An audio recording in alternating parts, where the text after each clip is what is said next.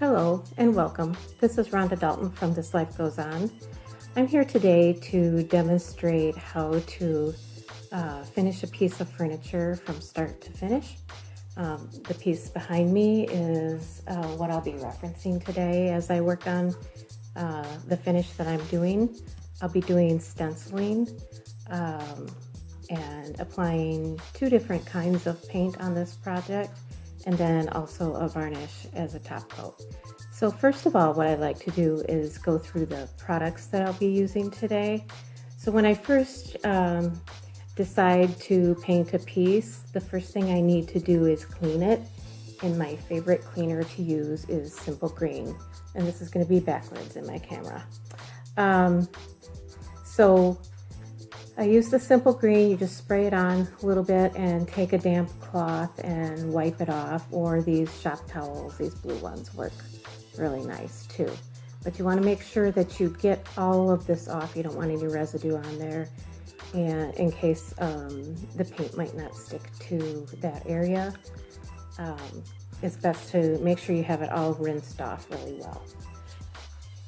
And then the next step would be I check over the project to see if there are any areas where the veneer is missing, or there's maybe a piece out of the wood.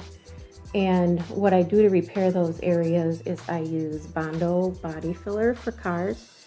It's a 2-part epoxy. You mix these two together and it quickly hardens, so you need to work pretty fast with it. And I'll demonstrate how I use this on a piece of molding here in a minute.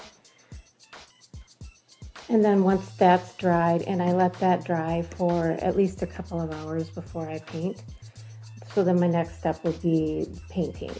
And what I like to use is I use Annie Sloan paint. I also use Wise Owl paint. These are probably two of my favorite brands so far. I'll be doing the base in the Annie Sloan, which is a Aubusson blue, and then I will be mixing 50-50 Annie Sloan's Aubusson blue with Wise Owl's Antique Villa. So then that will be used for the stencil here.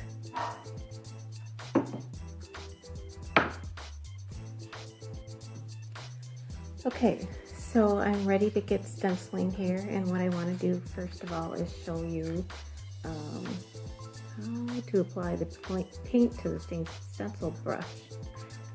Just dip your brush into the paint there and wipe a little bit off on the plate. And then get as much off as you can on a piece of paper towel. And then go ahead and start pouncing, and you want to pounce straight up and down so that you don't go in under those edges.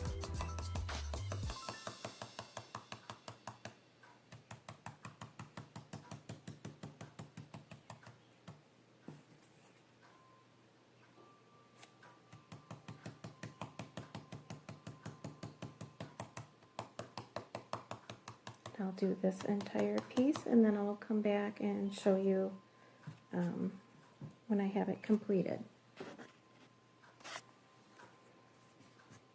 Okay, I've stenciled the entire piece. I'm taking the stencil off now.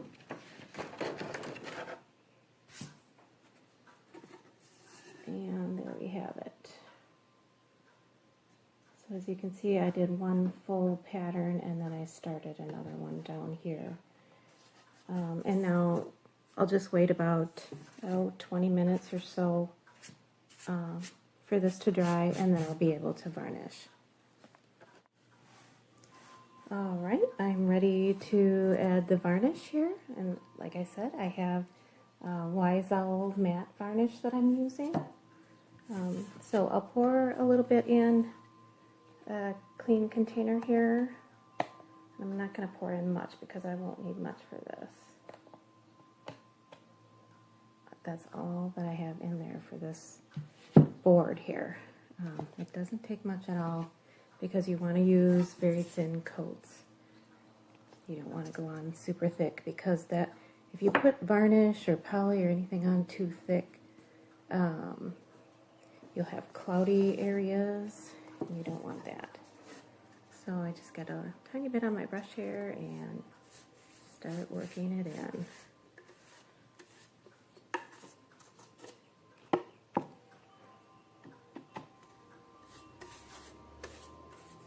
And with this, it doesn't matter which direction you go, it's going to smooth out as it dries.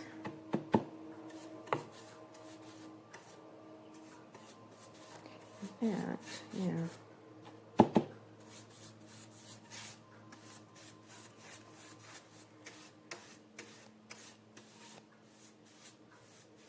What I like about this varnish too is it dries quick, but it's not so quick that you can't go back over it like I am right now. If you miss a spot, because I tend to sometimes not see unless you get it angled just right where I might have missed a little bit. But if you do end up missing a spot and you don't catch it when you're doing your coat here and it gets too dry, wait until it's completely dry to go back and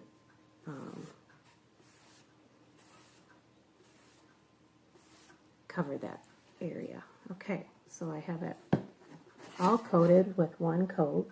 You want to coat it with 2 to 3 coats.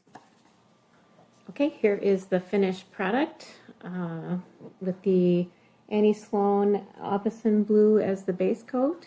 The stencil done in a 50-50 mix of Annie Sloan Aubusson Blue and Wise Owl Antique Villa. And the finishing coat is Wise Owl Matte Varnish. So there you have it. And then here's the finished jewelry chest behind me.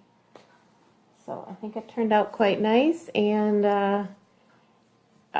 for more of my videos you can tune into my channel on YouTube. I also have a website, it's www.thislifegoeson.com, and I have a Facebook page, This Life Goes On. Thank you again for watching. I really do appreciate it. Have a great day.